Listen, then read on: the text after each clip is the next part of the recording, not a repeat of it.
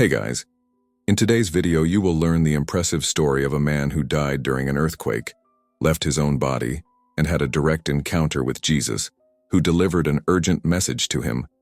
You will return and wake up those who are still sleeping. What he saw on the other side will give you goosebumps. Leave a like, subscribe to the channel, and activate the bell so you don't miss any content like this. And comment below which city you are watching. I remember that day as if it were today. I woke up early in San Francisco, with the familiar sound of the city calling me to another day of work. I left the house with the usual haste, without noticing what fate had in store for me. The morning breeze and the distant murmur of cars were the backdrop to my routine. On the way to the office, as the sun began to rise above the horizon, a sudden vibration ran through the floor. At first I thought it was just a passing tremor, but I soon realized something was terribly wrong. The sound intensified, turning into a deafening roar that seemed to tear through the very air. As I walked, the city metamorphosed before my eyes. Buildings shook violently, and window panes began to shatter in sparkling rain. A frightened neighbor shouted across the street, "Run, it's an earthquake!" The urgency in his voice made me quicken my pace, but I couldn't shake the feeling of disbelief. Amidst the chaos, I saw people running, screaming and trying to protect themselves, as if the world was collapsing. I remember standing still for a moment, staring at what seemed like the end of everything, when suddenly a wave of panic washed over me. What is happening? I thought, as the buildings contorted as if they were made of paper. In the midst of all that confusion, the sensation was that time had slowed down, and each second was filled with an intensity that I had never experienced. My heart beat wildly, and each beat seemed to echo the imminence of an uncertain destiny. It was at that moment that reality crumbled before my eyes, and I, without completely understanding what was happening, was enveloped by an energy that mixed terror and a strange sensation of calm. "Run! Run!" I heard echoing amid the deafening noise as my instincts pushed me to flee the epicenter of that disaster. Everything around me turned into a whirlwind of dust, noise, and screams, announcing that that day would never be the same. The feeling of panic mixed with something inexplicably serene as I struggled to escape the chaos. Amidst the confusion, I felt a deep strangeness, as if time itself were diluting. I vividly remember the moment I suddenly realized I was no longer attached to my body. It was as if an invisible hand had separated me from that palpable existence. And in an instant, I was floating, observing the scene from a privileged angle. The world continued to spin in a frenzy below with screams and the deafening noise of rubble, but I found myself in a space where time seemed to stop. This can't be happening, I thought repeatedly, as I stared at my own form lying motionless and distorted by the violence of the wreckage. The edges of my consciousness expanded, and everything seemed enveloped in a faint luminosity that softened the terror. Despite recognizing the impossibility, a surreal calm invaded me. I saw every movement with a clarity I never imagined possible, as if the chaos of the physical world were just a slow-motion movie. As I watched, a soft voice whispered in the back of my mind, almost imperceptibly, and told me not to fear. "You're okay," it seemed to echo, but I couldn't identify where that reassurance was coming from. The vision was so disjointed and strange that I almost doubted reality itself. There I was, formless, floating above everything, while my body lay inert among the rubble. The distant sound of footsteps and rescue orders mixed with the inner silence that now reigned within me. The duality between pain and peace was overwhelming. With each passing moment, the realization that I was no longer in that physical state solidified, and an unusual understanding began to form. It was an instant of revelation so profound that even in the face of horror I felt surprisingly calm, as if I were about to discover something that would completely transform my existence. As my consciousness expanded, something inexplicably profound began to reveal itself before me. Amidst the vastness of silence that contrasted with the din of the world below, a soft, welcoming light began to emerge, as if the universe had prepared an answer to my pain and confusion. I found myself surrounded by this luminosity, which seemed to pulse with a comforting heat. And at that moment, I heard a voice that did not belong to any external sound, but that echoed directly in my heart. "Fear not," said the voice, serene and gentle, bringing with it a sense of peace I had never experienced. As I floated in that space between the known and the unknown, I noticed the light condensing into a form, a presence that approached softly but undeniably real. Its contours were subtle, almost ethereal, but there was something in its gaze, or rather, in the way I felt its essence, that told me that I was facing something greater than anything I had ever known. In a moment of strange clarity, almost like a lucid dream, I whispered, "Who are you?" And the answer came not in words, but in the comforting feeling that I was always loved, even when I didn't believe it myself. The presence did not manifest itself as an ordinary human figure. There were no robes or familiar features, but an aura of compassion and truth that permeated every fiber of my being. I felt as if every fear, every scar from the past was gently healed, while the energy of that encounter swept away my doubts and uncertainties. In the midst of this trance of revelation, I realized that this was not just a vision or a mere trauma-induced delusion. It was something that spoke of the essence of existence, a truth that unfolded before my eyes, defying every convention I had ever accepted. I tried to articulate my gratitude, but the words were lost in the immensity of that moment. I could only whisper, my voice breaking, I understand now." The presence, with a slight nod that I felt more than saw, seemed to confirm that there was the key to a new purpose, an invitation to transcend mere survival and embrace the fullness of a life filled with faith and compassion. In that encounter, I realized that I was not alone. I had been called to something much bigger than myself. As I floated in that state between the physical and ethereal world, a sense of clarity began to dominate every thought. The divine presence that surrounded me seemed to whisper secrets about destiny, revealing that each moment, no matter how trivial it seemed, had a greater purpose. I could see flashes of my own life unfolding. The days of rushed work, the unassuming encounters, and the missed moments when I could have chosen something different, something that nourished my soul. The truth, so profound and transformative, blossomed within me like a flower in the midst of adversity. With my eyes fixed on this revelation, I almost felt as if I could touch every memory, every wrong choice, and get it right. On a sincere impulse, I said, "I understand. All of this. All the times I ignored my heart's calling now make sense." The voice emanating from the presence responded with a calm that reverberated in the core of my being. "Every step, even the loneliest, has brought you here. There is beauty in every lesson, and now is the time to rewrite your story with purpose." That message wasn't just a distant echo. It was an affirmation that the life I led, marked by an exclusive focus on the material world, had never reflected the potential for connection with the divine. I then realized that the pain and fear I experienced during the earthquake were just the portal to a deeper understanding of my existence. With each subtle word, each unfolding revelation, I found myself confronting my own shortcomings and at the same time, feeling an unconditional love that forgave me every time I had strayed from myself. In that moment of revelation, my heart raced not with terror but with unexpected joy. The comforting voice of the presence transformed my scars into marks of overcoming. "You have a purpose that goes beyond your own existence, a calling to light the path for those who still wander in darkness," echoed the message, and I felt a wave of responsibility and compassion wash over me. It was as if, suddenly, my entire life gained a new meaning, a meaning that transcended the simple act of living.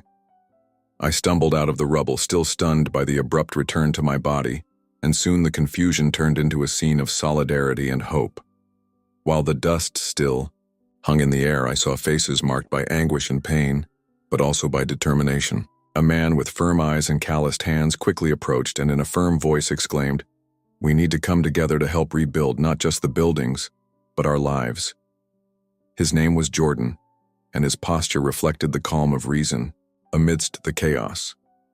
At his side, a woman with a compassionate and delicate look, with a face that mixed concern and tenderness, distributed improvised medicines and calmed the injured. "Stay with me, you'll be fine," she said softly as she held a shaking elderly man's hand. I also heard the sound of a camera being activated, and when I turned around, I came across a man with an intense expression and determination in his eyes.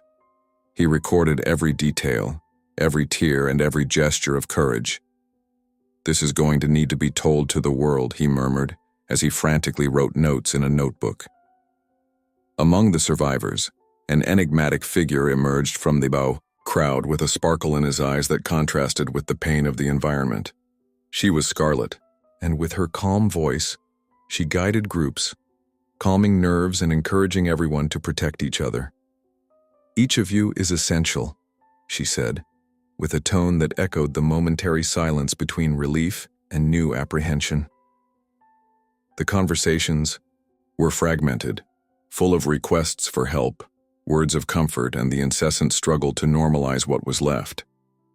Amid this mixture, the anguish of seeing the devastation transformed into a collective force that seemed, for a brief moment, to transform the tragedy into a new beginning.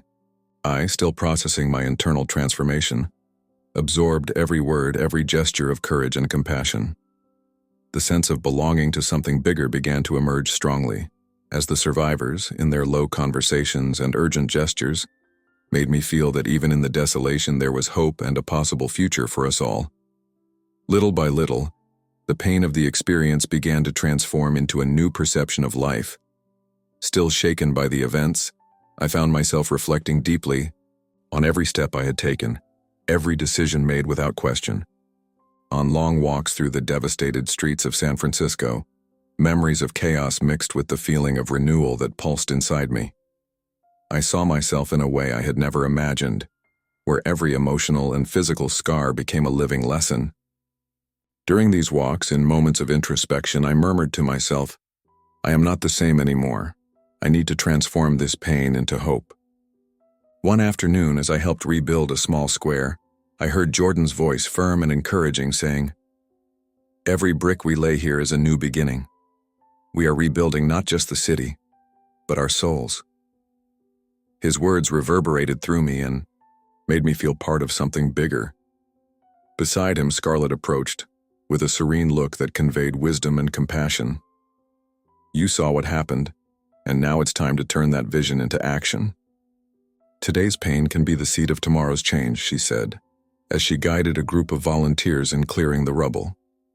As I worked, I talked to Elena, who, in her soft, empathetic voice, shared her own struggles and victories. "Every life we save here is a testimony that even in adversity, humanity can flourish," he said, holding tightly to the hand of an injured child. These interactions, full of human warmth, were like balms that healed the wounds left by the disaster. In the midst of this collective reconstruction, I began to realize that my personal transformation was intrinsically linked to the city's recovery. It was not just physical reconstruction, but also internal reconstruction, transforming skepticism into faith, pain into purpose. In one of those moments of revelation, as I watched the sun set between the rebuilding buildings, I whispered, "To the wind, I am reborn." This statement was not one of self-aggrandizement, but the acceptance that each step taken to rebuild the city was also a step to rebuild my own essence. The voice of the call was present suddenly and unmistakably. As I remained immersed in that state between the physical and the ethereal, the feeling of peace was interrupted by a powerful whisper that seemed to spring from every cell of my being. In an instant, I felt as if a current of energy was pushing me to listen carefully. "You have a greater purpose. Awaken those who sleep in ignorance." His words, which needed no translation, penetrated me with surprising clarity, causing every memory of my failures and indifferences to transform into a silent cry for redemption. In a second, the environment around me, previously dominated by an unearthly calm, began to vibrate with the urgency of this call. I saw myself surrounded by an aura of light, where time seemed to stretch and each beat of my heart marked the importance of that moment. "You are not alone," echoed the voice as soft as a whisper, but charged with a power that shook even my soul. In that instant, I realized that all my past choices, no matter how insignificant, had led me to this crucial point of awakening. The message was accompanied by images that invaded my mind, faces of people stuck in routine, hearts numb from haste and conformity and the urgent need for change. On impulse, I murmured, "But how can I, who have so often ignored the divine, awaken others?" And the answer was not long in coming. For the simple fact that you were chosen to see the truth, to experience transformation, to be the beacon that illuminates the path of those who still walk in darkness. The voice became a beacon that illuminated not only the present, but the promise of a future where every gesture and every word could rewrite destinies. As I absorbed each word, I felt a growing conviction that there was no more room for inaction. The urgency of the call merged with my own desire to change, to embrace what I previously rejected. The message resonated with the weight of a mission that transcends everyday existence and convinced me that, even in the face of devastation and despair, there was an opportunity to rescue the human essence. That voice, echoing from the heart of the universe, promised not only redemption, but the possibility of transforming every tear, every pain, into seeds of hope. The transition from a state of serene transcendence to the rawness of the physical world was abrupt and overwhelming. I felt every fiber of my body crying out for air, as the calm of my ethereal state gave way to a sharp pain that dragged me back to reality. In an instant, the energy surrounding me began to dissipate, and I felt an irresistible pull, as if an invisible hand was dragging me back to my corporeal form. "Azrael, come back!" I heard a distant scream as the force of gravity regained its dominance. The sensation was as if I were being ripped from a sweet and serene dream, waking up to a world that, once so familiar, now seemed hostile. When my eyes opened, the pain in my chest was intense and the sound of screams and wreckage filled the air. Every breath was a struggle, and the cold, unforgiving touch of the rubble against my skin reminded me that I had returned. As I struggled to regain my breath and consciousness, a voice amid the tumult echoed, "You have returned to fulfill your mission." It was a soft voice, but full of determination, which was mixed with laments and calls for help. My shaking hands tried to make sense of that statement as, with effort, I pulled myself up from the wreckage. Jordan approached with eyes full of concern, and without hesitation he said, "You have something we need to hear. Something that can turn this pain into hope." Elena, always attentive, held my arm firmly, while Scarlett, with an enigmatic look, added, "Don't let this light go out. Your story can be the beacon that awakens others." Those words cut deep, a reminder that even in the midst of devastation, there was a greater purpose. I felt the urgency to share what I had experienced, not just as an account of pain, but as a testimony of transformation. The mission that imposed itself on my heart was clear: to rebuild not only the ruins of San Francisco, but the souls of those who, immersed in routine, had forgotten the value of faith and connection with the divine. Determination welled up, mixed with physical pain, and with each faltering step I knew that my journey of rebirth had transformed into a call to awaken humanity to the truth that lies beyond the apparent.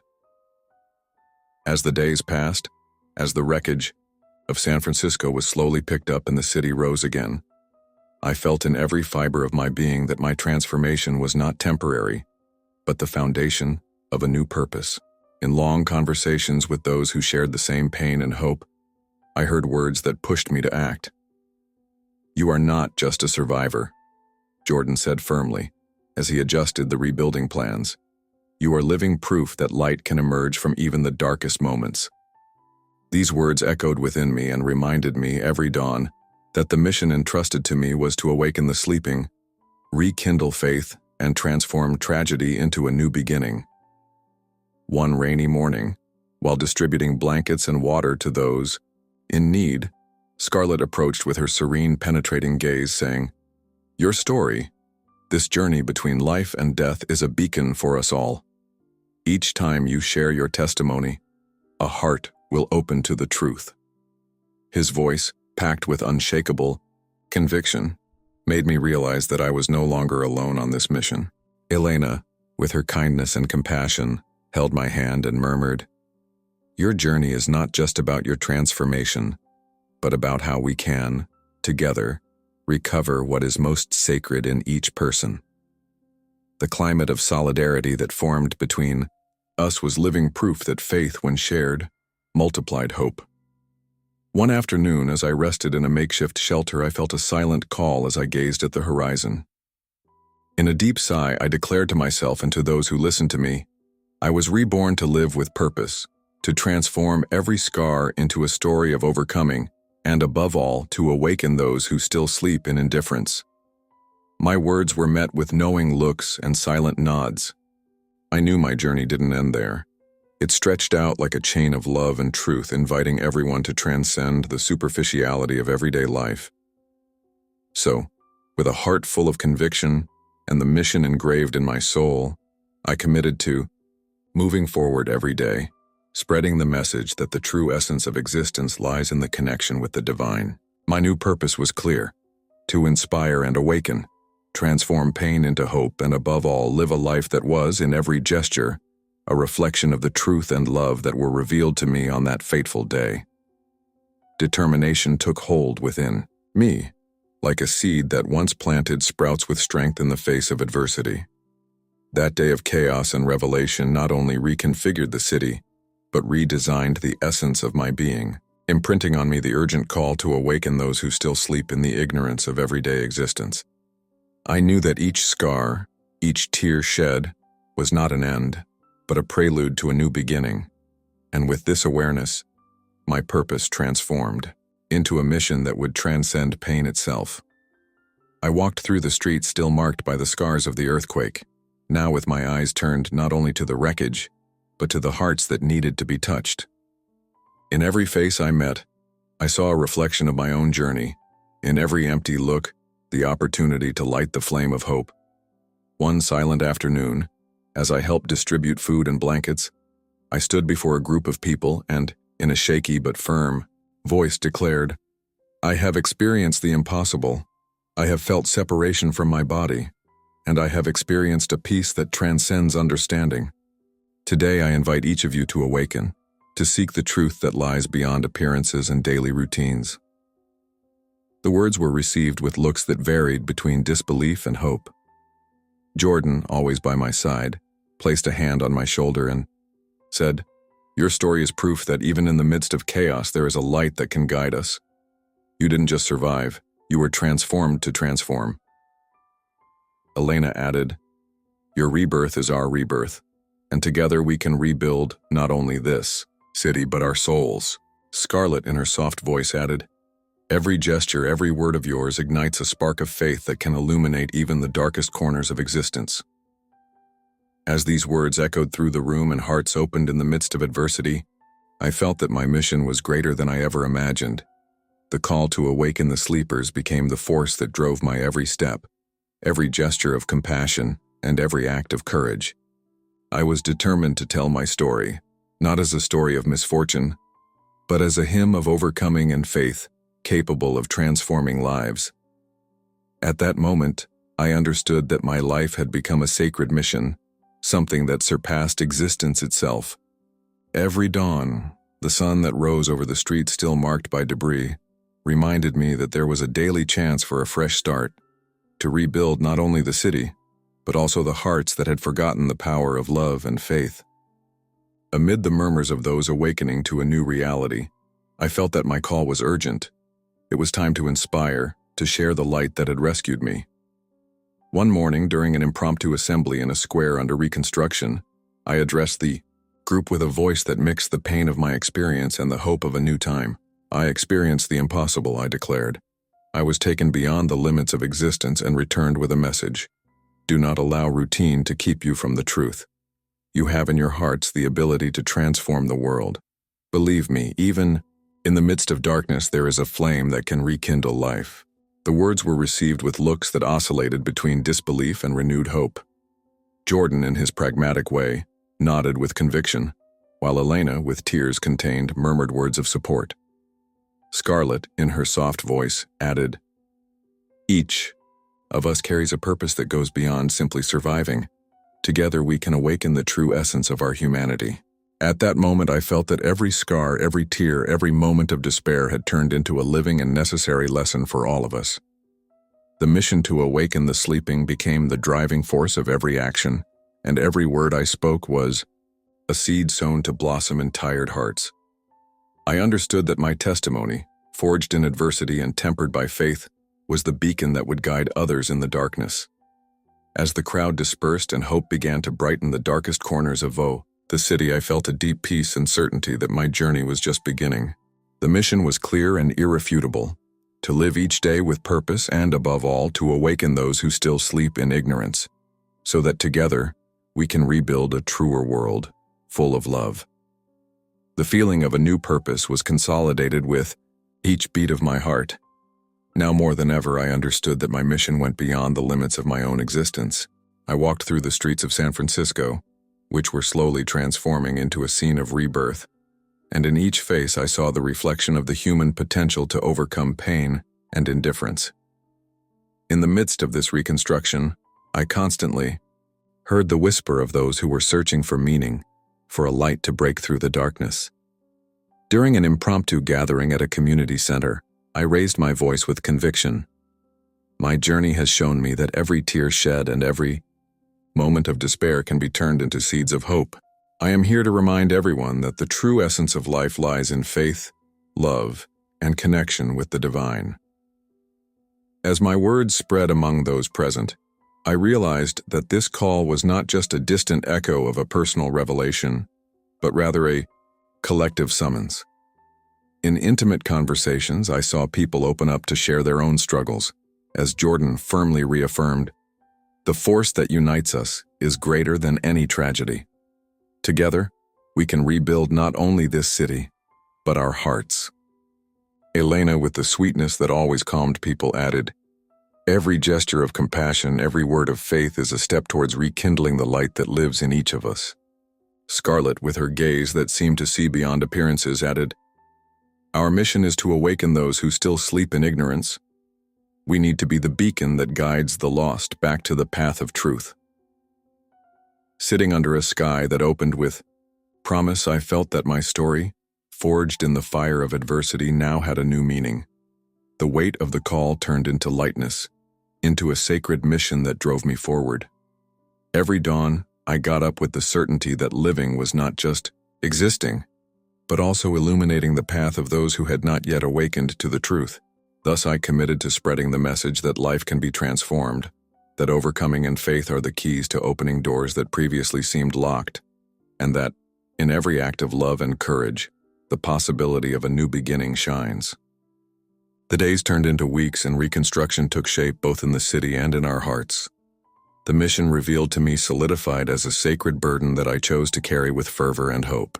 Sitting on an improvised bench, watching the movement of volunteers who, with simple but meaningful gestures, helped to build not just walls but bridges of love between people, I reflected on the transformation that had been granted to me. Every word, every gesture, every tear shared is a seed that germinates faith in a previously sterile ground, I thought out loud, almost like a prayer. On an overcast afternoon, during a community meeting in a former cultural center that had become a shelter for many, I stood up to speak before an eager crowd. With my heart beating in rhythm with the new truth I had discovered, I declared, "My journey between life and death has taught me that we are all bearers of a unique light. Each of you has the ability to awaken, to transform pain into hope, and to create a world where faith and love reign supreme." My words, although simple, were filled with a conviction that echoed on every face present. Jordan, looking serious, nodded and murmured to Elena, "He's right. If each of us takes on this mission, we can make the impossible a reality." Elena smiled, her eyes shining with unshed tears, and added, "This is our chance to leave an indelible mark, to show that even in the ashes, life can be reborn in splendor." Scarlett, who always seemed to have the answer to every uncertainty, added in her calm voice, The true miracle is in recognizing the hidden beauty in every challenge and using it to illuminate the paths of those who still wander in the darkness. In that moment, I felt my very existence merge with the collective mission taking shape before me. The call to witness, to awaken the sleeping, and to transform each scar into a story of overcoming was a responsibility that I accepted with gratitude and courage. I walked back to my little home with the certainty that my life would never be the same. Now each day was an opportunity to live with purpose and share the light I had been given. If you liked this beautiful spiritual testimony, leave a like, comment on your impressions, subscribe to the channel, and don't forget to activate the notification bell to watch each new video and help us spread this message to a greater number of people. Until next time.